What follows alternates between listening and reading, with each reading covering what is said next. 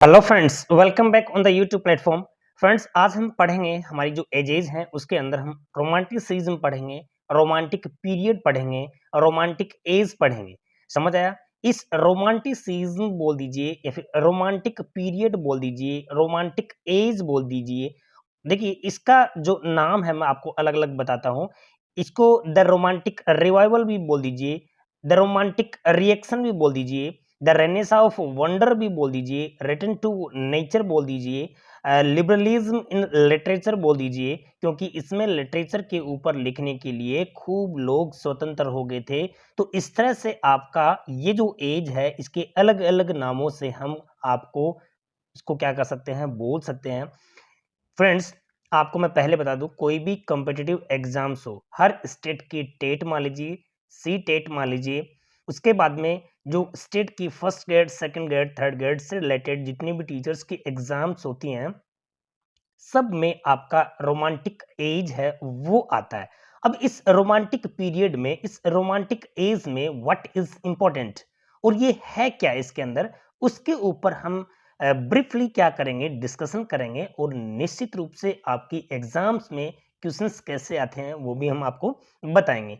तो आपको मैंने आपको पहले बता दिया कि जो हमारा रोमांटिक का मोमेंट है, रोमांटिक पीरियड है, उसको हम रोमांटिसिज्म बोल देंगे, रोमांटिक पीरियड बोलेंगे, रोमांटिक एज बोलेंगे, the romantic revival, the romantic reaction, the renaissance of wonder, return to nature. Return to nature क्यों कहा जाता है इसके लिए हम डिस्कस करेंगे, बताएंगे आपको। उसके बाद में लिबरलिज्म इन लिटरेचर। लिटरेचर के अंदर लोगों में लिबरलिज्म हो गया, उनको स्वतंत्रता मिल गई थी उनको कि कैसे लिखना है, क्यों लिखना है। समझ आए आपको? अब हम आपको बताते हैं what is romantic as. Friends, romantic as, जैसा कि मैंने आपको पहले बताया था कि इसको रोमांटिसिज्म बोल दिए, रोमांटिक पीरियड, रोमांटिक एरा। अब ये रोमांटिक पीरियड है वो राउंडली 1798 में स्टार्ट हुआ था और इसका जो लास्ट था, ये जो एंडेड था, इसका जो लास्टेड था वो 1837 तक चला था। समझ आया आपको? तो देखिए, ये जो रोमांटिक एज है ये स्टार्ट होने का 1798 में स्टार्ट हुआ था। देखिए, कोई भी चीज जब स्टार्ट होती है तो वो ऐसे अब्रप्टली जिसको अपन बोलेंगे, सडनली जिसको अपन बोलेंगे, तुरंत स्टार्ट नहीं होती है। उसके लिए पहले से कुछ प्लानिंग, कुछ मतलब कुछ ना कुछ उस पर चलता आ रहा होता है। तो रोमांटिक एज में स्टार्ट होने का सबसे पहले रीजन क्या था? रीजन ये था कि लोग जो है पहले से ही लिखना स्टार्ट कर दिया था। रोमांटिक एज के कुछ पोएट्स जो बाद में रोमांटिक एज स्टार्ट होने तक क्या हो गए थे, उनकी डेथ भी हो गई थी। तो अब वो कौन कौन से हैं और क्यों क्यों उन्होंने लिखा, क्या क्या लिखा। देखिए, सबसे पहली हम बात करेंगे कि जो रोमांटिक एज है उसको हम क्या बोलते हैं। रोमांटिक एज को, रोमांटिक एज को हम, जो हमारा जो सेशन होता है वो 1798 से 1837 तक, और लोगों ने नेचर पे लिखना शुरू किया था, प्रकृति के ऊपर लिखना शुरू किया था। प्रकृति के ऊपर लिखना क्यों शुरू किया गया था? ये इसलिए शुरू किया गया था कि हमारी जो क्रांति थी, कौन सी, हमारी जो रिवॉल्यूशन थी, इंडस्ट्रियल रिवॉल्यूशन, जो 1716 में स्टार्ट हो गई थी, रोमांटिक एज की इसकी देन है। समझ आया? बहुत बड़ा देन किसकी है? इंडस्ट्रियल रिवॉल्यूशन की है। क्यों है इंडस्ट्रियल रिवॉल्यूशन की? बिकॉज जब से ही इंडस्ट्री आई तो लोगों में क्या हो गया था, बढ़ चढ़ के वहां पे बहुत सारी इंडस्ट्री लगी थी। लोग जो हैं उनको बहुत ज्यादा रोजगार मिल गया था। लोग गांव से शहर की ओर चले गए थे। नए नए, जैसे कि मान लीजिए वहां पर बहुत सारे इंडस्ट्री लगाने से वहां पे पोल्यूशन इतना बढ़ गया था कि प्रकृति जो है उसका विनाश होने लग गया था और नेचर के बारे में कोई भी नहीं सोचता था। समझ में आया क्या? रोमांटिक एज स्टार्ट होने का जो रीजन था वो इंडस्ट्रियल रिवॉल्यूशन था, क्योंकि इंडस्ट्रियल रिवॉल्यूशन, औद्योगिक क्रांति जब से इस शुरुआत हुई थी तो उससे लोगों में बहुत ज्यादा क्रेज बढ़ गया था, रोजगार बढ़ गए थे, इंडस्ट्री लग गई थी और वहां से पोल्यूशन जो है ना, वो पोल्यूशन होने से प्रकृति जो है ना, वो प्रकृति क्या होने आ गई थी, विनाश होने के कगार पर आ गई थी। समझ आया मेरी बात? अब वहां के जो लिखने वाले, जो हमारे पोएट्स थे, जो भी राइटिंग लिखते थे, कुछ भी जैसे कि अपने जो वर्क्स लिखते थे, उन्होंने जो प्रकृति के प्रति लोगों का प्यार, लोगों का स्नेह है, लोगों की इमेजिनेशन को इंक्रीज करने के लिए उन्होंने इनके ऊपर लिखना स्टार्ट कर दिया। किसके ऊपर? अपनी नेचर के ऊपर, और लोगों में नेचर के ऊपर उनकी भावनाएं जो है, उनकी जो इंटरनल जो प्रकृति के प्रति जो प्रेम है, वो जगाने के लिए उन्होंने क्या किया था, वहां पे अपनी जो वर्क्स है ना, वो लिखना स्टार्ट कर दिया था। तो इस एज को हम क्या कहेंगे कि ये जो एज है, ये किस पे लिखी गई है? नेचर जिसको अपन बोलेंगे, प्रकृति जिसको अपन बोलेंगे, इस एज को हम क्या कह सकते हैं? प्रिकॉसर्स ऑफ रोमांटिसिज्म या फादर ऑफ रोमांटिसिज्म भी बोल सकते हैं इसको हम। देखिए फ्रेंड्स, यहाँ पे जो आपकी रोमांटिक एज है इंग्लिश लिटरेचर के अंदर, वो लव फॉर नेचर है, एनिमल्स है, लैंडस्केप है, फ्लोरा एंड फोना जिसको अपन बोलते हैं, प्रकृति से रिलेटेड जितने भी ये वर्ड्स हैं, उन्हीं के ऊपर ये लिखी गई थी, उन्हीं के ऊपर जो प्रेम है वो शो किया गया था। तो आपको इतना ध्यान होना चाहिए कि जो रोमांटिक एज है वो किस चीज के ऊपर आधारित है? नेचर के ऊपर आधारित है।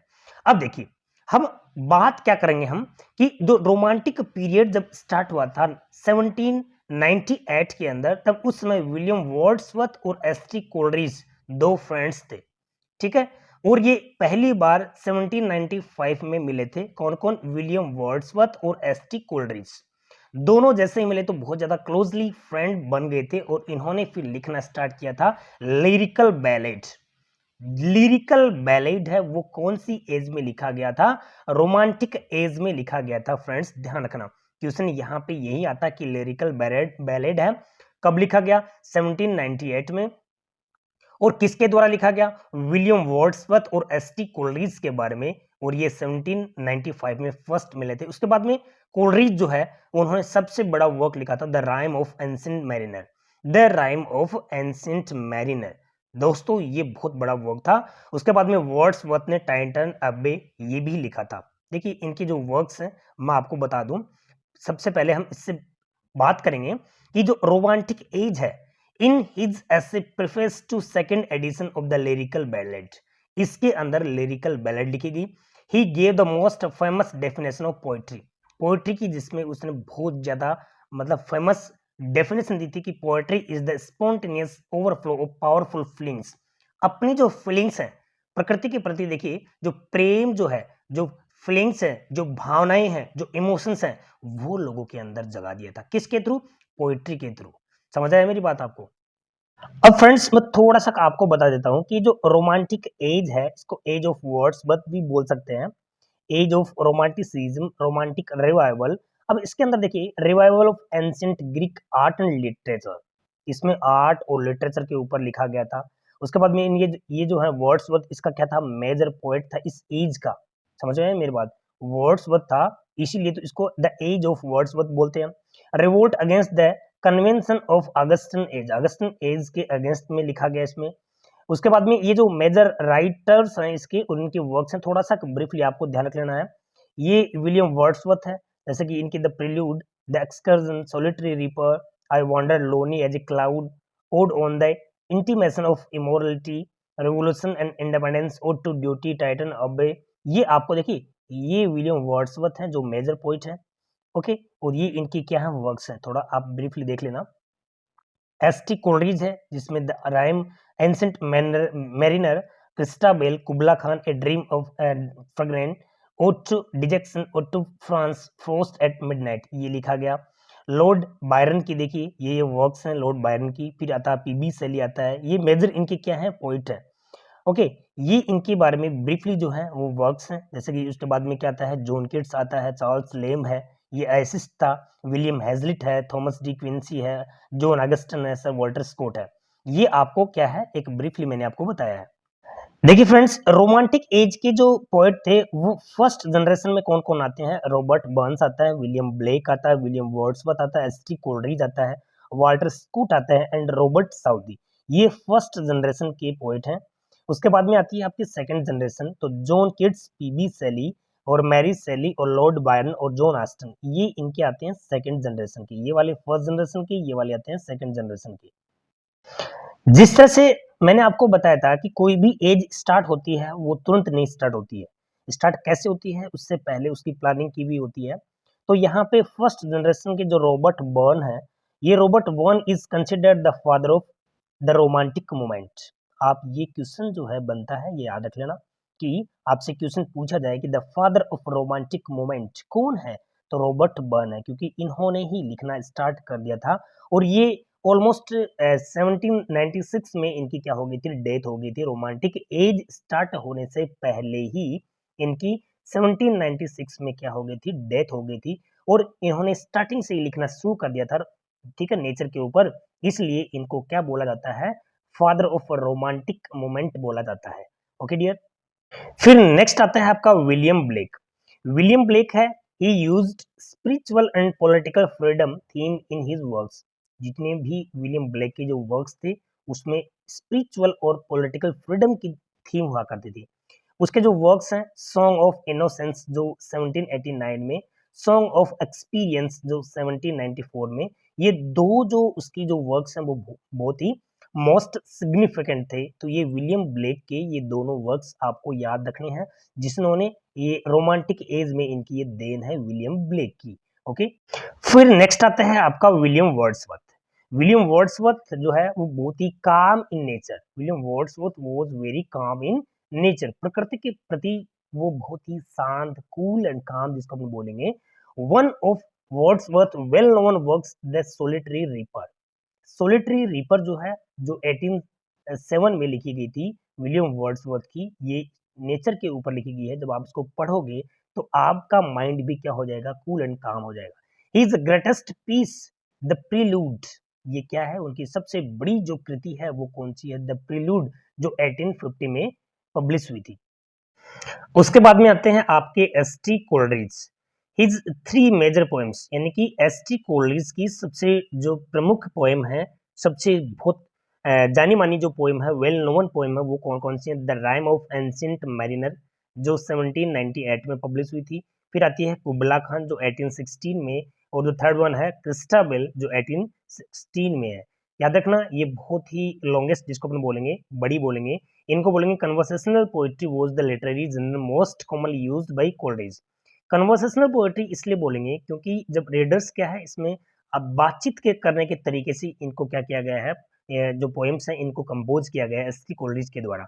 जो रीडर हैं वो क्या कर सकते हैं, इसमें इनको रीड भी कर सकते हैं, इनको गा भी सकते हैं। और यहाँ पे कन्वर्सेशनल है, यानी कि अब बातचीत करने के तरीके से इनकी जो वर्क्स हैं वो क्या है, कंपोज किए गए हैं। तो याद रखना एस.टी. कोलरिज की फेमस वेल नोन जो मेजर पोएम जिसको हम बोलेंगे वो कौन कौन सी है, the rhyme of ancient mariner जो 1798 में, कुबला खान 1816 में, क्रिस्टाबेल 1816 में। ये तीनों मेजर पोएम है एस.टी. कोलरिज की, जो रोमांटिक एज की जानी मानी पोएम्स है। ओके। फिर नेक्स्ट आते हैं आपके Walter Scott. Sir Walter Scott gain popularity during this time, इस टाइम के दौरान, यानी कि रोमांटिक एज के दौरान सर वॉल्टर स्कॉट को बहुत ज़्यादा पॉपुलैरिटी मिली थी, उनको बहुत ज़्यादा इनको प्रोस्पेरिटी पॉपुलैरिटी मिली थी। Scott's first major novel Waverley, इनका जो मेजर नॉवेल है फर्स्ट वो है वेवरली। याद रखना ये वेवरली किसके द्वारा, वॉल्टर स्कॉट के द्वारा 1814 में लिखा गया। द एंटीक्वेरी 1816 में, ओल्ड मोरालिटी 1816 में, एंड द हार्ट ऑफ मेडलोथियन ये 1818 में। ये इनके मास्टरपीस माने जाते हैं किसके, वॉल्टर स्कॉट के, ड्यूरिंग रोमांटिक एज। उसके बाद में आते हैं आपके रॉबर्ट साउदी। रॉबर्ट साउदी हैं वो एक इंग्लिश पोइट थे और इनको पोइट लॉरेट ये 1813 से लेके 1843 तक इंडियन पोइट लॉरेट रहे थे, यानी कि ब्रिटेन के राष्ट्र कवि जिसको हम बोलेंगे उसको बोलते हैं लॉरेट। ये ध्यान रखना आपके जो रॉबर्ट साउदी हैं। और इस his long poem include Thalaba the Destroyer और Madoc the curse of Kehama, the Roderick the last of the Goth. ये इनकी क्या थी, वेल नोन पोएम थी। तो इनका नाम भी थोड़ा सा आपको याद रखना है।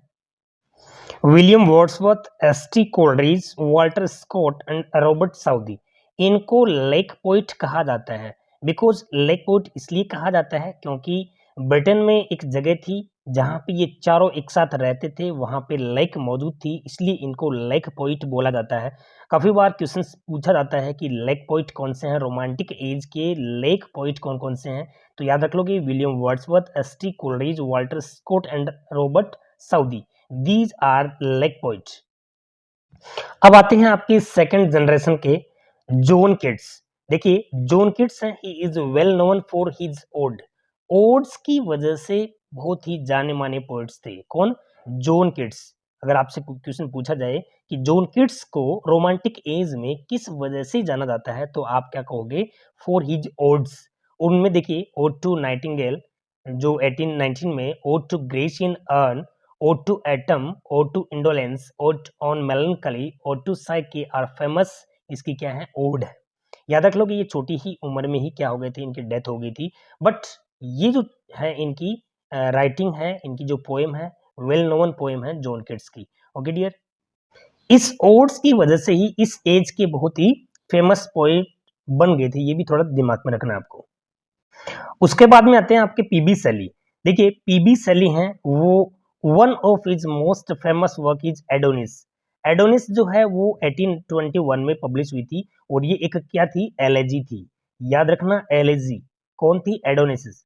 ये है पीबी शैली की वर्क्स इस एज की, रोमांटिक एज की। काफी बार क्वेश्चंस आते हैं कि पीबी शैली की जो एडोनिस है, जो रोमांटिक एज में लिखी गई थी, वो है क्या? तो दोस्तों क्या आता है उसका नाम? वो एलेजी। ये क्या है? The poem मोर्न the death of kids. जब किड्स की डेथ हुई थी तो उसके ऊपर लिखी गई थी, पीबी शैली ने लिखी थी एडोनिस। याद रख लो कि किसके ऊपर लिखी गई थी? जॉन किड्स के ऊपर लिखी गई थी। किसी भी नियर एंड डियर की डेथ के ऊपर जो शोक गीत लिखा जाता है, that is called elegy. Another of his well known works, ode to the west wind, जो 1819 में पब्लिश हुई थी। Ode to the west wind आप पढ़ोगे तो बहुत ही जिसको बोलेंगे डीपली नेचर के ऊपर लिखी गई है, नेचर के ऊपर उसमें बहुत ही खुलकर बोला गया है। ओके, तो where he discusses the power of the west wind, इसके अंदर जो वेस्ट विंड है उसके पावर को डिस्कशन किया गया है, और ये खुलकर लिखी गई पोएम है किसके ऊपर? नेचर के ऊपर। ओके डियर, इसने पीबी सैली ने एक क्या लिखा था? पीबी सैली ने इसकी जो सोनेट है, अपनी फेमस सोनेट है ओजीमेंडिया। ओजीमेंडियास जो है वो इसकी एक फेमस सोनेट है, जो वो भी इसी एज में लिखी गई थी, तो ये भी आपको याद रखनी है। और रोमांटिक एज की फेमस सोनेट है जो पीबी शैली के द्वारा लिखी गई थी। फिर नेक्स्ट आते हैं पीबी शैली की जो वाइफ थी, मैरी शैली। उन्होंने फ्रैंकस्टीन ये एक पोएम लिखी थी, उसके बाद में ये इन नॉवेल्स लिखे थे, Valperga, the last man, the fortune of Parkinson, Warbeck और लैंडोर। ये इन्होंने क्या लिखी थी? अपनी सेकंड जनरेशन की जो पोएटेस थी मैरी शैली, जो पीबी शैली की वाइफ थी, उन्होंने लिखी थी, उनकी ये वर्क्स थे। फिर नेक्स्ट आता है Lord Byron. His satire Don Juan is based on the traditional legend Don Juan. यानी ये एक ट्रेडिशनल पोएट थे लॉर्ड बायरन, और बायरन की जो नोटेबल जो वर्क था वो चाइल्ड हेरोल्ड्स पिलग्रिमेज। ये अपने अपने अलग अलग जगह पे जहाँ पे इन्होंने ट्रेवल किया था, उनके बारे में ये लिखते हैं। और इनकी जो पोएम है वो क्या डिस्कशन करती हैं? बायरन्स पर्सनल ट्रेवल है, उन्हीं के बारे में ये डिस्कशन करती हैं। तो ये इस एज के, रोमांटिक एज के और सेकंड जनरेशन के सबसे जाने माने पोइटों में लॉर्ड बायरन का नाम भी आता है। फिर नेक्स्ट आती है जॉन ऑस्टन। ये एक महिला है जो जानी मानी नोवेलिस्ट है। इन्होंने अपने जो नोवेल लिखे हैं वो sense and sensibility, pride and prejudice, Mansfield park, ईमा और नॉर्दर्न अबे और परसुएशन। ये इनके 6 जो नोवेल हैं बहुत ही फेमस। ये जो 2 नोवेल हैं वो इनकी डेथ के बाद में पब्लिश हुए थे। पहले क्या था कि लड़कियों को पब्लिशर्स थे वो ऐसा करने नहीं दिया करते थे, इसलिए इनकी जो राइटिंग है, इनके जो वर्क्स हैं वो लेट पब्लिश हुए थे। तो इस तरह से दोस्तों जो रोमांटिक एज के बारे में मैंने आपको ब्रीफली बहुत कुछ बताया है। आई होप कि इसमें से डेफिनेटली क्वेश्चन है वो पूछे जाएंगे। आपको कैसा लगा वीडियो, उसमें शेयर जरूर करना, लाइक जरूर करना है, और कमेंट में मुझे बताना है। Thanks for watching it.